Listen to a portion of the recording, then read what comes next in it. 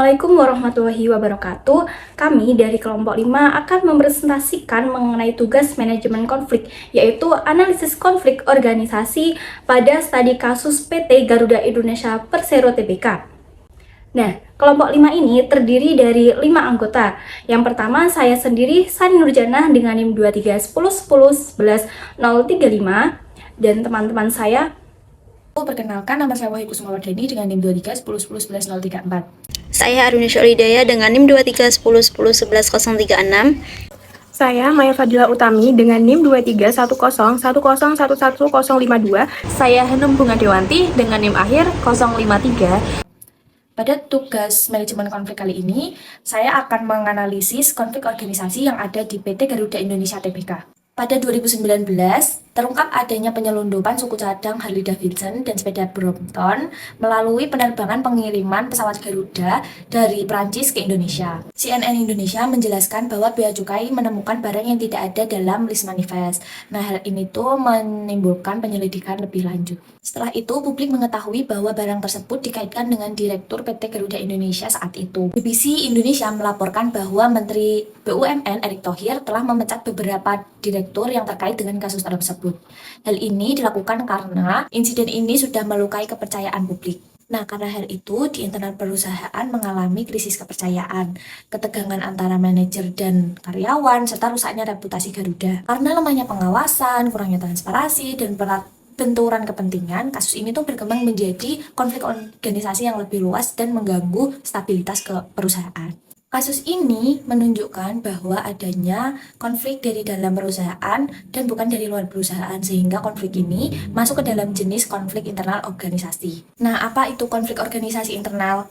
Nah, konflik ini tuh terjadi dari dalam organisasi, misalnya antara karyawan, antara pimpinan, atau antara divisi karena adanya perbedaan tujuan, pandangan, atau kepentingan. Kasus ini juga masuk ke dalam jenis konflik keagenan karena manajemen puncak diduga bertindak untuk kepentingan sendiri dan tidak mementingkan kepentingan pemegang saham yang lainnya. Nah, konflik keagenan adalah konflik antara pemilik perusahaan atau pemegang saham sebagai prinsipal dan manajemen sebagai agen ketika manajemen tidak bertindak sesuai dengan kepentingan para pemilik. Selain itu, kasus ini juga masuk ke dalam jenis konflik kepentingan karena tindakan pimpinan dari perusahaan ini menimbulkan benturan antara kepentingan pribadi dengan kepentingan perusahaan yang akhirnya merusak kepercayaan, transparansi, serta reputasi dari perusahaan PT Garuda Indonesia ini. Nah, apa itu konflik kepentingan? Konflik kepentingan adalah suatu situasi ketika seseorang atau kelompok di perusahaan menempatkan kepentingan pribadi di atas kepentingan organisasi sehingga keputusan yang diambil berpotensi merugikan perusahaan. Pembahasan selanjutnya yaitu penyebab konflik pada PT Garuda Indonesia Persero Tbk. Konflik di PT Garuda Indonesia merupakan konflik organisasi yang terjadi akibat adanya perbedaan kepentingan, lemahnya pengelolaan perusahaan, serta tindakan tidak etis dari pimpinan. Konflik ini melibatkan berbagai pihak seperti manajemen, karyawan, pemegang saham, dan pemerintah, sehingga berdampak luas terhadap kinerja perusahaan, kepercayaan karyawan, dan reputasi perusahaan. Yang pertama ada lemahnya pengawasan internal. Pengawasan di dalam perusahaan tidak berjalan dengan baik, sehingga tindakan pimpinan atau karyawan tidak terkontrol secara maksimal. Akibatnya, pelanggaran seperti penyalahgunaan jabatan bisa terjadi tanpa dicegah sejak awal. Yang kedua, konflik kepentingan antara manajemen dan pemegang saham. Manajemen terkadang mengambil keputusan untuk keuntungan pribadi, sementara pemegang saham ingin perusahaan berkembang dan menghasilkan keuntungan bersama. Perbedaan tujuan ini menimbulkan ketegangan dan konflik dalam pengambilan keputusan. Yang ketiga, kurangnya transparansi manajemen. Manajemen tidak terbuka dalam menyampaikan informasi penting atau proses pengambilan keputusan. Hal ini membuat karyawan dan pemegang saham merasa tidak dilibatkan dan menimbulkan konflik. Yang keempat, perilaku tidak etis pimpinan. Pimpinan melakukan tindakan yang melanggar aturan atau norma, seperti penyalahgunaan wewenang. Tindakan ini merusak kepercayaan dan menjadi pemicu utama konflik dalam organisasi. Kemudian yang kelima, hilangnya kepercayaan karyawan. Karyawan mulai meragukan kejujuran dan integritas manajemen karena adanya masalah yang terjadi. Dampaknya, hubungan kerja menjadi tidak harmonis dan mudah terjadi konflik. Yang keenam, lemahnya penerapan Good Corporate Governance atau GCG. Prinsip tata kelola perusahaan seperti transparansi, akuntabilitas, dan tanggung jawab tidak dijalankan dengan baik. Akibatnya, sistem perusahaan tidak berjalan sehat dan konflik lebih mudah muncul. Dan yang terakhir ada perbedaan kepentingan antara stakeholder. Setiap pihak dalam perusahaan atau manajemen, karyawan, pemerintah, dan masyarakat memiliki kepentingan dan tujuan yang berbeda. Jika tidak dikelola dengan baik, perbedaan ini dapat menimbulkan benturan dan konflik. Selanjutnya ada dampak konflik organisasi. Nah, konflik yang terjadi di PT Garuda Indonesia Persero Tbk itu menimbulkan berbagai dampak, baik dari sisi negatif maupun positif dalam organisasi. Nah, menurut Robin and Judge pada tahun 2017, konflik dalam organisasi dapat bersifat disfungsional yang merugikan dan maupun fungsional yang memberikan manfaat, tergantung pada bagaimana kondisi tersebut dikelola. Untuk sumbernya, sudah tercantum di PPT tersebut, ada 2 sumber. Selanjutnya ada dampak negatif. Yang pertama, menurunnya kepercayaan. Nah, dari kasus penyeludupan oleh manajemen tersebut menyebabkan menurunnya kepercayaan dari karyawan maupun pemegang saham terhadap pimpinan perusahaan. Nah, hal ini berdampak pada hubungan kerja yang tidak harmonis dan menurunkan loyalitas terhadap organisasi. Kemudian yang kedua, rusaknya reputasi perusahaan. Nah, dari konflik yang terjadi itu menjadi sorotan publik dan media, sehingga akan berdampak pada penurunan citra perusahaan di mata masyarakat. Reputasi yang buruk itu dapat mengurangi kepercayaan pelanggan dan investor terhadap perusahaan. Kemudian yang ketiga ada penurunan kinerja organisasi. Nah, dari konflik internal tersebut menyebabkan terganggunya fokus kerja karyawan, sehingga produktivitas dan kinerja organisasi itu mengalami penurunan. Kemudian yang keempat ada ketidakstabilan internal organisasi. Nah, konflik itu akan memicu ketegangan antara pihak dalam organisasi, sehingga menciptakan lingkungan kerja yang tidak kondusif dan berpotensi menimbulkan konflik lanjutan. Kemudian yang kelima ada potensi kerugian finansial. Nah, dari dampak tersebut menurunkan kepercayaan investor dan masyarakat dan akan berdampak pada kondisi keuangan perusahaan secara tidak langsung, seperti menurunnya pendapatan atau nilai perusahaan. Selanjutnya ada dampak positif. Yang pertama ada mendorong perbaikan sistem organisasi. Nah, konflik tersebut dapat menjadi sarana evaluasi bagi perusahaan untuk mengidentifikasi kelemahan dalam sistem pengawasan dan manajemen, sehingga mendorong perbaikan organisasi. Kemudian yang kedua ada peningkatan tata kelola perusahaan. Dengan adanya konflik tersebut akan mendorong perusahaan untuk menerapkan prinsip good corporate governance seperti transparansi dan akuntabilitas, guna untuk mencegah terjadinya masalah serupa di masa yang akan datang. Kemudian yang ketiga ada pergantian dan perbaikan manajemen konflik.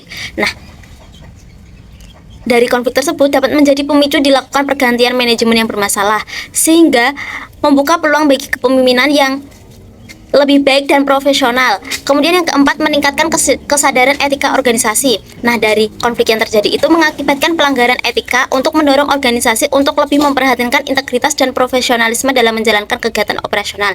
Kemudian yang kelima ada pembelajaran organisasi. Nah, dari konflik tersebut memberikan pengalaman bagi organisasi untuk belajar dari kesalahan untuk memperbaiki sistem agar lebih efektif di masa yang akan datang. Di sini saya akan menjelaskan mengenai analisis teori. Yang pertama ada agensi teori. Menurut Ganson dan McLean 1976, teori agensi menjelaskan hubungan antara pemilik perusahaan dan manajemen. Konflik terjadi ketika manajemen lebih mementingkan kepentingan pribadi daripada kepentingan pemilik perusahaan. Nah, dalam kasus PT Garuda Indonesia, skandal penyeludupan oleh direktur utama merupakan bentuk agensi problem, karena jabatan disalahgunakan untuk kepentingan pribadi, sehingga merugikan pemerintah sebagai pemegang saham mayoritas. Lalu yang kedua ada corporate governance theory. Nah, menurut OECD 2004, tata kelola perusahaan yang baik didasarkan pada prinsip transparansi, akuntabilitas, tanggung jawab, independensi, dan kewajaran. Nah, dalam kasus PT Garuda Indonesia ini, lemahnya pengawasan dan kurangnya transparansi menjadi penyebab konflik. Karena itu, pemerintah melakukan pergantian manajemen dan audit untuk memperbaiki tata kelola perusahaan. Selanjutnya ada uncertainty theory. Menurut Millikan 1987, ketidakpastian terjadi ketika anggota organisasi tidak memiliki informasi yang jelas mengenai situasi, kebijakan, atau masa depan organisasi. Kondisi ini menimbulkan stres, kecemasan, dan penurunan motivasi kerja. Nah, konflik ini di tingkat manajemen membuat karyawan tidak yakin terhadap arah perusahaan. Ketidakjelasan keputusan dan masa depan perusahaan menyebabkan moral kerja menurun, serta muncul ketegangan internal. Lalu yang terakhir ada organizational culture theory. Menurut Edgar 2010, budaya organisasi adalah nilai, norma, dan keyakinan bersama yang menjadi pedoman perilaku anggota organisasi. Budaya yang kuat akan mendorong etika dan tanggung jawab.